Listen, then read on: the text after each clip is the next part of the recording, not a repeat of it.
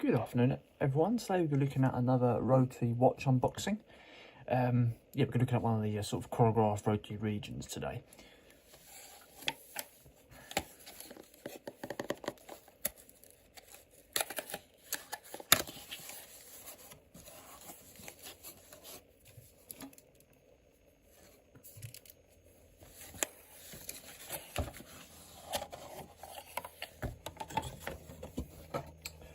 When you go for a Rotary watch, you usually get that sort of army green style outer cover with the sort of ash grey detailing to it, Rotary embossing on the top of the lid there. All very simple really in terms of design. That's just falling out there. That's the only problem with Rotary boxes, sometimes it does that.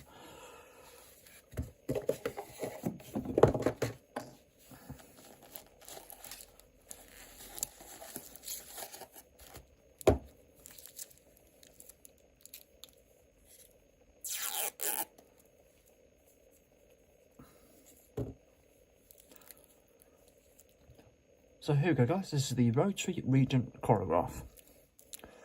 It's got a 41mm case diameter, 11.35mm case thickness, retails at £329, weighs about 142 grams, but probably feels a bit heavier than that actually, just with how the metal strap feels and the weight of the actual watch behind the casing itself, and operates on a quartz chronograph movement.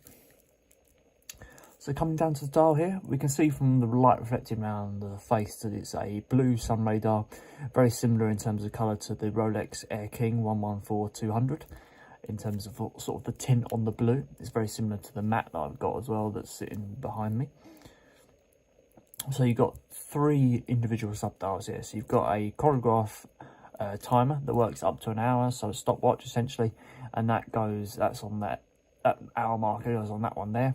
And you've got the individual seconds on the seconds for the actual time that is at the moment on that stuff dialed down the bottom.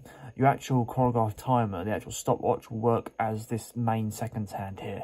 This is fixed in place because this is what you use when you use the stopwatch. And then on the other side, you've got a 24-hour readout, so it just tells you the time essentially in a nice short form. You also got a date dial at the in between the 4 and 5 p.m. Overall, the watch is a nicely situated and overall a really nice colour. Really, it's probably a competitor watch if you want sort of a cheap Air King in terms of the styling. So the watch is waterproof to 100 meters and has sapphire glass going over the top of the actual watch. And it has a bit more sort of a strange like shape to the actual fixed bezel on the top here, the actual top part of the casing. It's got a nice line finish you can see across the top of that as well. Come around the side of the casing, we'll have a look at the chronograph in a second. We've got a full polish finish on the actual casing and the chronograph buttons, but the crown itself has a line finish on that. Let's have a look at the chronograph. With a nice firm sort of double click when you press that in, and you can see that chronograph hand turning out there.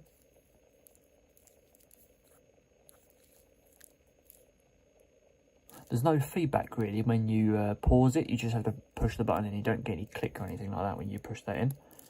But it's a nice speedback function, doesn't snap back into the 12 p.m. It's quite a nice touch on that really, and there's a good amount of feedback when you reset it as well. So let's have a look at the crown. Move that out of the way.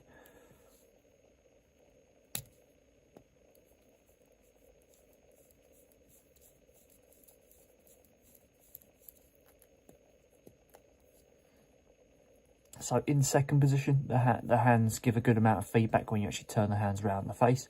You don't want the hands to feel flimsy when you turn the crown round, and you don't get that sort of experience with this.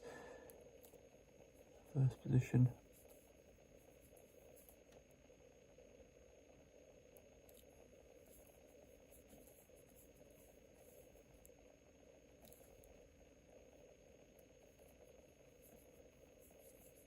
Yeah, first position's nice and well defined with a decent click and a decent sound to the actual turning of the mechanism there.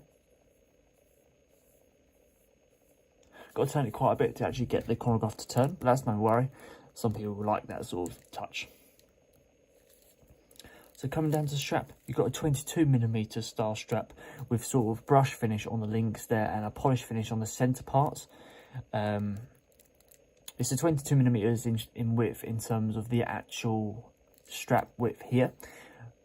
Of the actual lug width though, I have to tell you that manually.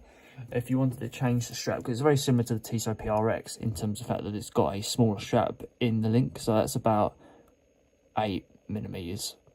Yeah, about 8mm. Yeah, about 8mm.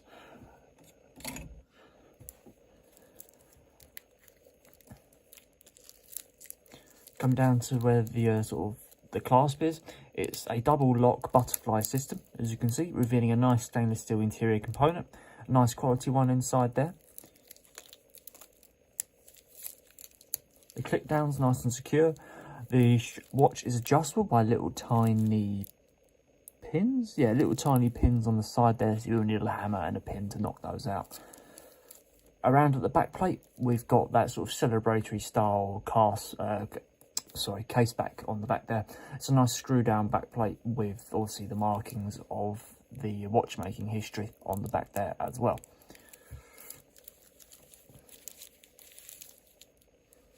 So there we go guys, that is the Rotary Regent chronograph.